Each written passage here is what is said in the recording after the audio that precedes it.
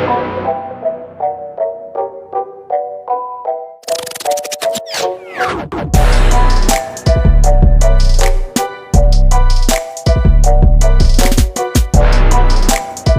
Farm medicinal chemistry हम पढ़ रहे हैं, जहाँ पे आज हम सीखने वाले हैं कुछ स्पेशल इंडिविजुअल ड्रग्स के बारे में। तो चलिए देखते हैं, शुरू करते हैं। सबसे पहले हमारे पास है सिप्रोहेप्टेडीन हाइड्रोक्लोराइड। तो भाई सिप्रोहेप्टेडीन हाइड्रोक्लोराइड क्या है? It is a first generation anti histaminic agent and it stimulate और एपेटाइट, यानी कि ये हमारे भूख को लगाता है, यानी कि हमें हंगर को फील कराता है। ट्रीटिंग एलर्जिक राइनाइटिस, भाई हमने ऑलरेडी डिस्कस किया हुआ है कि जितने भी हमारे हिस्टामिनिक्स एजेंट्स हैं, यानी कि हमारे H1 हिस्टामिनिक्स हैं, ये सर क्या करते हैं? ये हमारे लिए एलर्जी से फाइट करते हैं। एलर्जिक राइनाइटिस फॉर एग्जांपल यहाँ पे हमने लिया है, यूट्रिकुलेरिया प्रोराइटिस की लिए बात करते हैं। इन सभी के केस में ये हमारे कारगर होते हैं। तो यहाँ पे स्टमक से आपको लर्न रखना है कि सर ये क्या करते हैं? सर एपेटाइट स्टिमुलेंट हैं। और इस ब्रोंकियल से आप याद रखेंगे कि सर ये कहाँ पे काम आते हैं? हमारे एलर्जिक राइनाइटिस में काम आते हैं एंड स्किन कंडीशंस यानी यूट्रिकुलेरिया प्रोराइटिस, इन सभी चीज़ों में ये काम आते हैं। ठीक है, तो चलिए नेक्स्ट देखते हैं हम। तो चलिए अब देख लेते हैं किस तरीके से हम सिप्रोहेप्टेडीन का सिंथेसिस कर सकते हैं।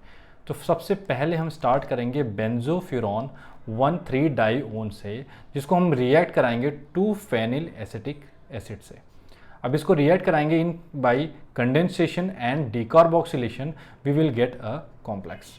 अब इस कॉम्प्लेक्स को जब हम रिएक्ट कराएंगे in presence of HI and phosphorus, ये क्या है सर? ये एक रेड्यूसिंग एजेंट है। This will reduce it to COOH, यहाँ पे फॉर्म हो जाएगा COOH और 2 रिंग फॉर्म हो जाने वाली है। अब इसको हम रिएक्ट कराएंगे POCl5 से, विच विल डू क्लोरीनेशन। यहाँ पे क्या होगा? क्लोरीनेशन रिएक्शन होगा और एक OH निकल के यहाँ पे क्या हो जाएगा? एक Cl ऐड हो जाएगा। अब ये COCl in presence of AlCl3 will go for cyclisation reaction. Cyclisation reaction में क्या होगा सर? एक रिंग फॉर्म हो जाने वाली है और रिंग फॉर्म होने के बाद देखिए यहाँ पे एक C रिंग रेडी हो जाएगी।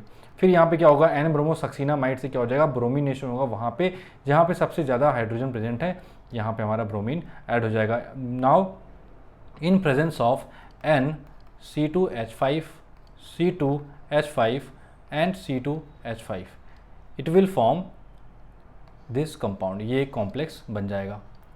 तो यहाँ पे इस कॉम्प्लेक्स के बनने के बाद देखो इस जगह पे जहाँ पे Br था वहाँ पे एक डबल बॉन्ड आ जाने वाला है। अब यहाँ से रियल रिएक्शन शुरू होती है, यानी कि MgCl3 जो कि एक टर्माइनल नाइट्रोजन से जुड़ा होगा थ्रू अ चेन ग्रुप। अब यहाँ पे क्या होगा? देखो यहाँ पे सबसे सिंपल चीज़ है, अगर आप चाहो तो रिएक्शन को यहाँ से भी स्टार्ट कर सकते हो। आप चाहो तो यहाँ से भी रिएक्शन को स्टार्ट कर सकते हैं।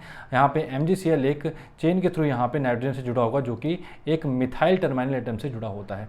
अब इन presence of H+ and water या फिर वाटर, ये बना लेगा एक कॉम्प्लेक्स कंपाउंड जो कि कुछ इस तरीके का दिखेगा। यहाँ पे होगा कुछ नहीं, इस OH को निकालेंगे, इस OH की जगह पे, इस O की जगह पे बेसिकली एक OH जुड़ेगा और ये जो पूरा कंपाउंड है बस इस MgCl को निकाल देंगे और ये पूरा का पूरा कंपाउंड यहाँ पे ये जुड़ जाने वाला है।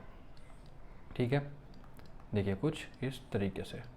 अब ये इस तरीके से जुड़ गया। अब इसमें जो कंपाउंड में क्या होगा? यहाँ पे होगा dehydration in presence of CH3COOH and HCl और साथ में वाटर, और इससे हमको मिल जाएगा सिप्रोहेप्टेडीन।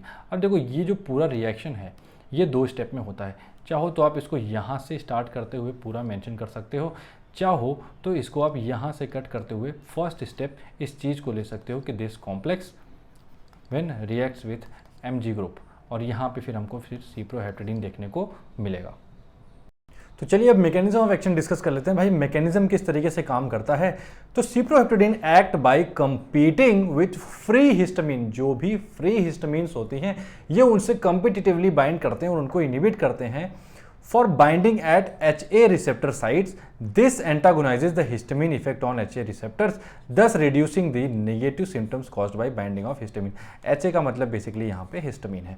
ठीक है, यानी ये करेंगे क्या? ये हिस्टामिन रिसेप्टर पे कॉम्पिटिटिवली बाइंड करेंगे। देखो मैं इसको इस तरीके से बना देता हूँ, ये है हमारे हिस्टामिन रिसेप्टर्स।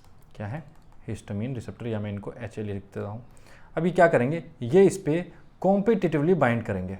ठीक है, ये यहाँ पे जाके बाइंड करेंगे और बाइंड करने के बाद क्या एक्शन शो करेंगे?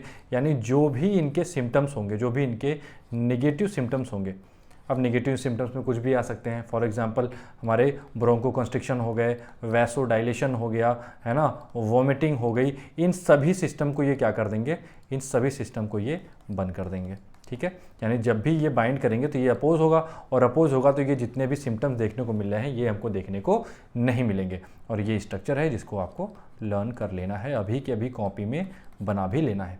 ठीक है, क्योंकि ये क्या है, ये ऑलरेडी ये इंपॉर्टेंट स्ट्रक्चर है, इसीलिए इनको अलग से लेना पड़ रहा है। It also competes with serotonin for binding to receptor sites in smooth muscles, in intestine and other location। यानी कि ये सेरोटोनिन, यानी कि सेरोटोनिन को आप 5-HT के नाम से भी जानते हो, 5-हाइड्रोक्सीट्रिप्टामाइन, इसके साथ भी ये competitive inhibition, competitive binding show करते हैं। Antagonism of serotonin on the appetite center of hypothalamus is responsible for cyproheptadine's ability to stimulate appetite. यानी कि ये एपेटाइट, देखो हमने शुरू में ही डिस्कस किया कि ये एपेटाइट को स्टिमुलेट करते हैं, लेकिन कैसे करते हैं ये आपको जानना बहुत ज़रूरी है। तो भाई एपेटाइट का स्टिमुलेशन यहाँ पे सेरोटोनिन के वजह से हो रहा है, यानी कि ये सेरोटोनिन रिसेप्टर पे जाते हैं, उनमें क्या शो करते हैं, एंटागोनिज्म शो करते हैं on the appetite receptor of hypothalamus is responsible for cyproheptadine ability to stimulate the appetites. ठीक है, यूजेस की बात करें, use for treating perennial and seasonal allergy rhinitis, vasomotor rhinitis, allergic conjunctivitis and mild uncomplicated allergic skin manifestation of urticaria, angioedema, amelioration of allergic reaction to blood और plasma, dermatographism, cold urticaria and as a treatment for anaphylactic reaction and adjuvant to epinephrine. यानी कि epinephrine के साथ भी हम इनको फिर देते हैं। ये सभी सिम्टम्स आपको नोट करने, वैसे ये सभी सिम्टम्स ऑलरेडी हम पढ़ चुके हैं, तो इनमें हम बहुत ज़्यादा डीप में जाएंगे नहीं। ठीक है, इसी के साथ इस वीडियो को हम खत्म करेंगे। ये छोटा सा जो पार्ट था ये बहुत इंपॉर्टेंट है, इसलिए इसको अलग से लेना पड़ रहा है।